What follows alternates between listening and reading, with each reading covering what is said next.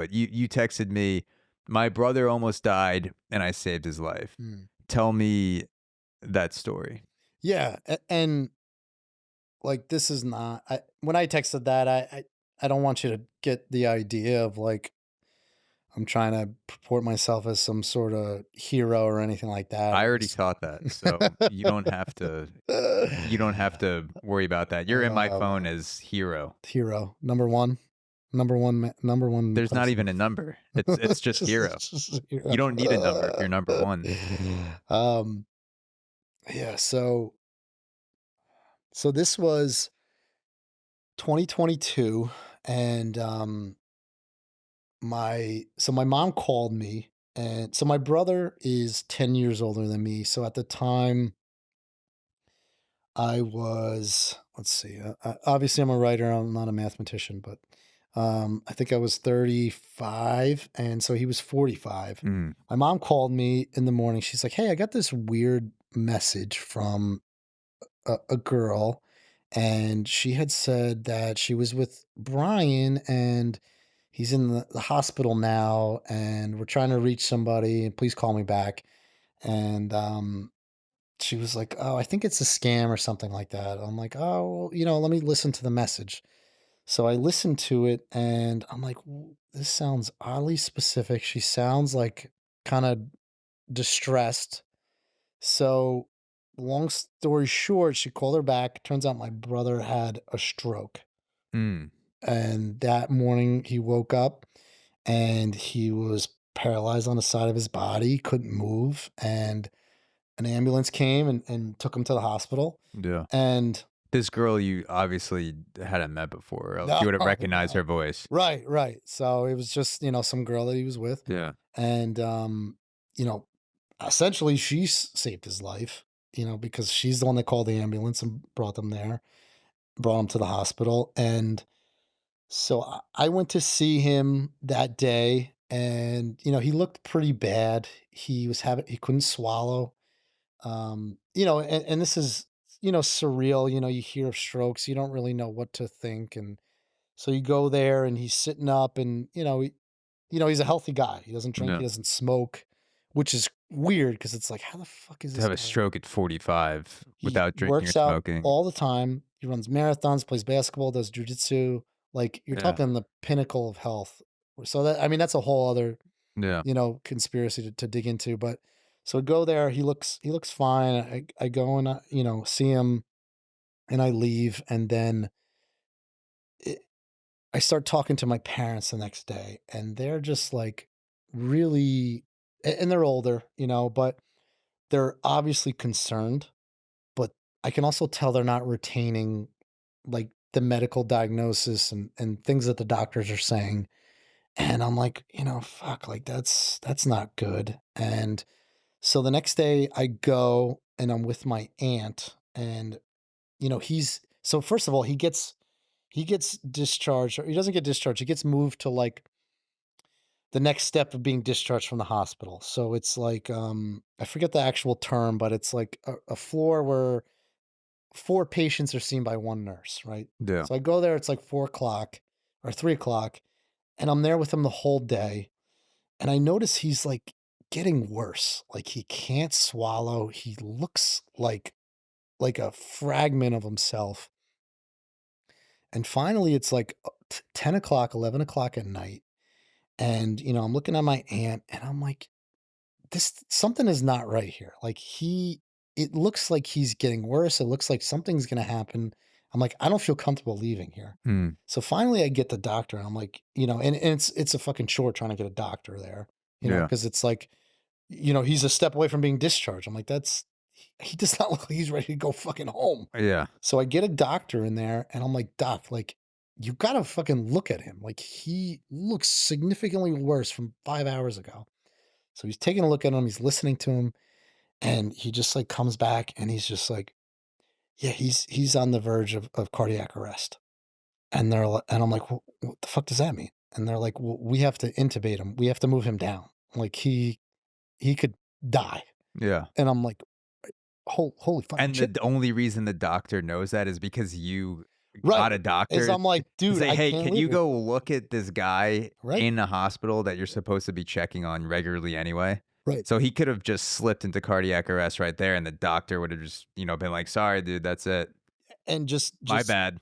right, right. So, Or and at not that even my bad. They wouldn't have said my bad because then you could sue the hospital. They just would have been like, "Oh, this happens." well, to think about it, it's like, retrospectively, if I wasn't there to at least say that, right?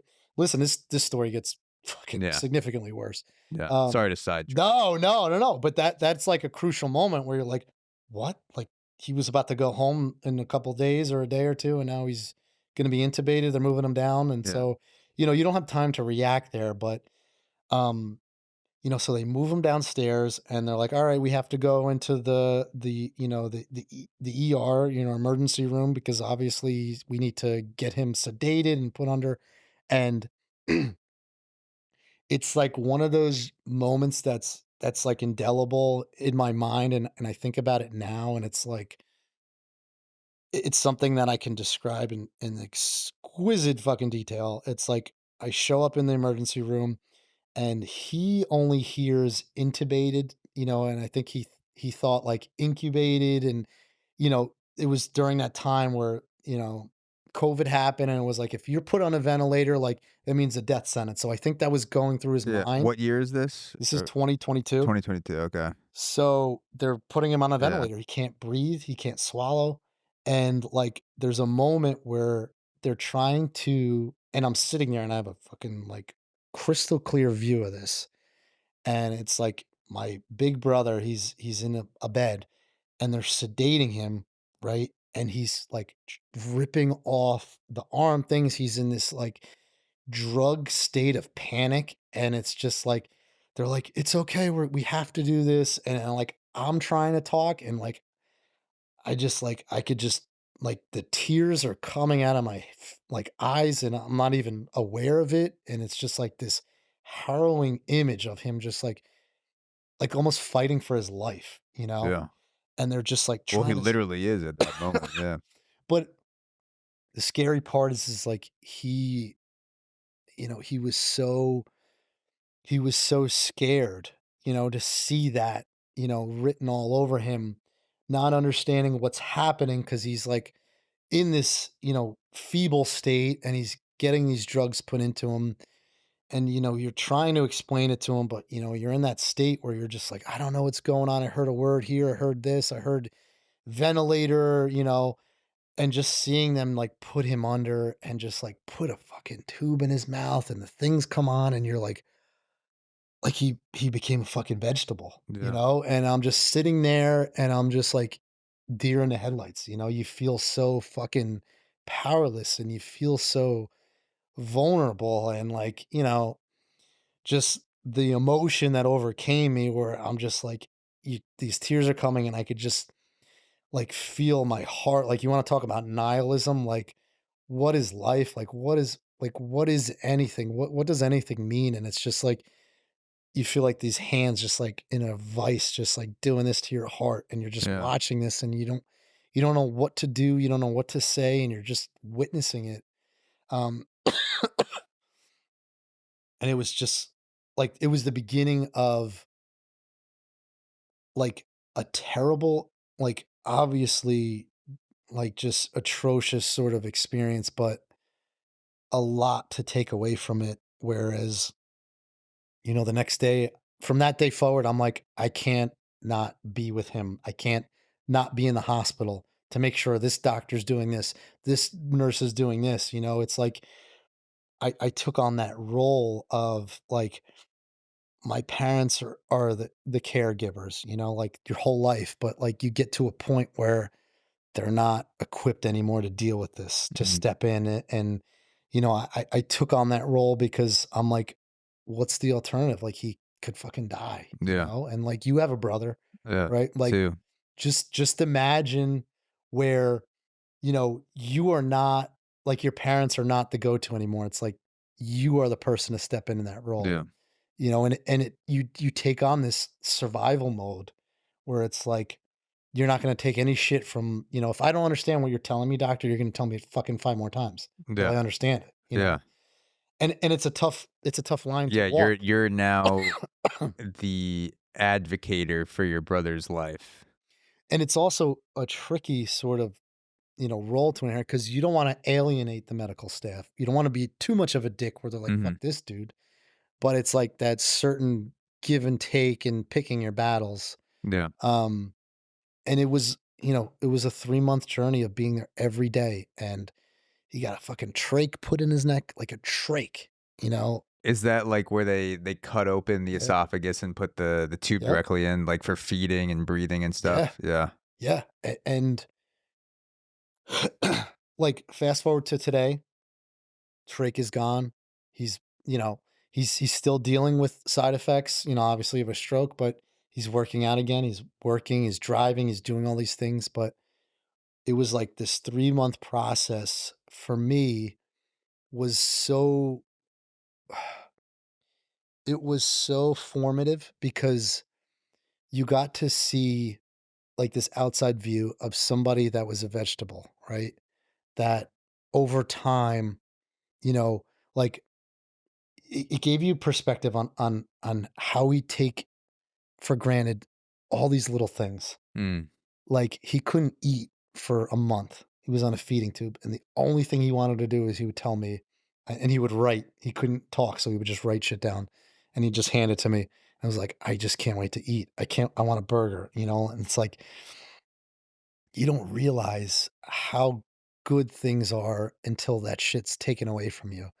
And for me, it was like mind opening where I'm like, holy shit, just being able to walk or like go and get a burger and just like enjoy little fucking things that we take for granted. Like it gave me this profound vantage of just like how the littlest things in life are the best fucking things.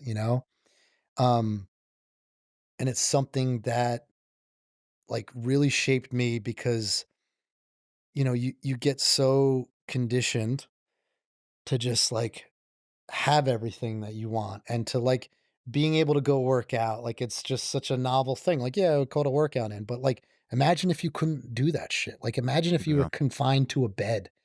You couldn't talk. Like us having dialogue right now. Like that's a fucking privilege, to being able to talk. Like just not being able to do these little things in life, it gave me it was so transcendent, and it's something I think about every day when I have such a shitty day. It's like, well, imagine if you couldn't fucking walk. Imagine if you couldn't talk or you couldn't eat or you like spent all day in a bed and it's just an experience that like I feel like has helped me because it was I had such a from 2022 to 2024 right now, I had major shit happen to me.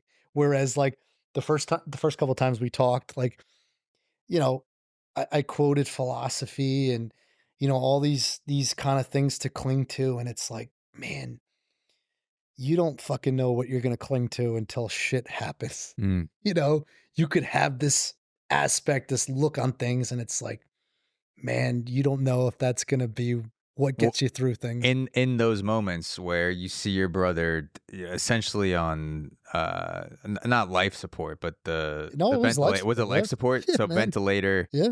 the trachea, Mhm. you're watching your brother look like a zombie. Could easily, in a lot of situations, especially during that time during COVID, could easily doctor walks in one day and tells you your brother's not there anymore. Yeah. What did you find yourself clinging to in those moments? Was it certain quotes? Was it flashbacks of certain experiences with your brother, or like what were the things that your mind would revisit as a stronghold to not just go completely fucking sideways in those moments? Yeah, it was I will tell you, man, the nihilism was a constant battle. It was like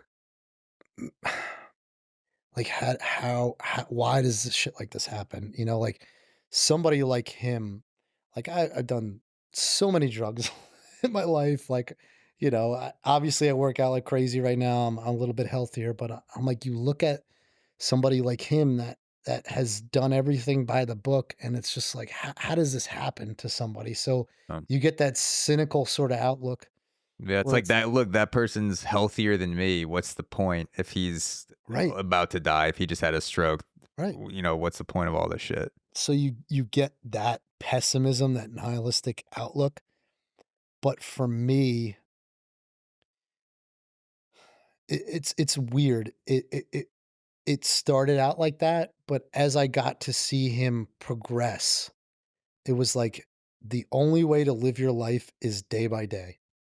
You can try to plan out the future. You can have 5-year goals. You can have 10-year goals, but shit like that, you're not guaranteed.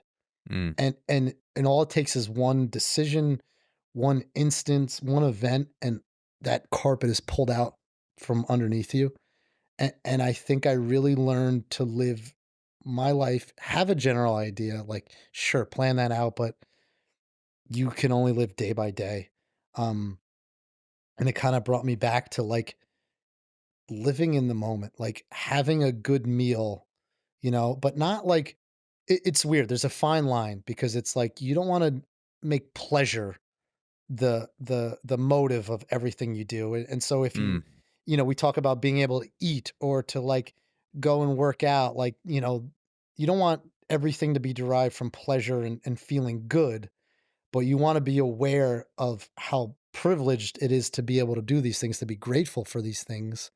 Um, and I don't think that aspect allowed me to cling on to things as one of the more traumatic events happened to me later on, like a year and a half later, and that was like the premature birth of my daughter. yeah. I want to Yeah, get into that. I just had yeah, a couple questions about your brother. yeah, So, did they ever give you a reason for the stroke? Because he's 45 years old, works out like a demon, does jujitsu, eats relatively healthy, I'm assuming. yeah. Did they ever give you some sort of source for what happened? I don't know. They really didn't. They said that he had some sort of clot that was building up, um, and we can speculate on it. I know that he was involved in a car accident a month before. Mm, I also know that he had got, the vaccine, the COVID vaccine, yeah, not too long before that as well. So there's a lot of possibilities, yeah. permutations, but there's really no set, cause for it. Do they know where it breaks off in the body? Could they It tell was in you? his neck. It was in his neck. Yeah. Okay, so like a clot in some vein in his neck broke Yeah. off and then made its way to his brain. Right. Right. Okay, But again, but they couldn't tell you this is the source. no, no. And that's why it's like, how does somebody that's this healthy, undergo how does that happen to somebody like this where it's like, you could do everything by the book, you can, work out, eat healthy, do everything, but you're just not guaranteed the next day. Um, and we're still looking for answers, and I think that's part of the process of healing. But there's really no definitive answer. Um, we could go off of based on certain things. I have a different idea from what he may think, and it's one of those things right now where it like happened, so I think he's still in that process of recovering, where I don't think he likes to harp on, what might have caused it. Yeah, Um, and granted it happened, you can't take it back. So, um, but again, there's no real definitive answer. And I yeah. think that's, part of the D- frustration.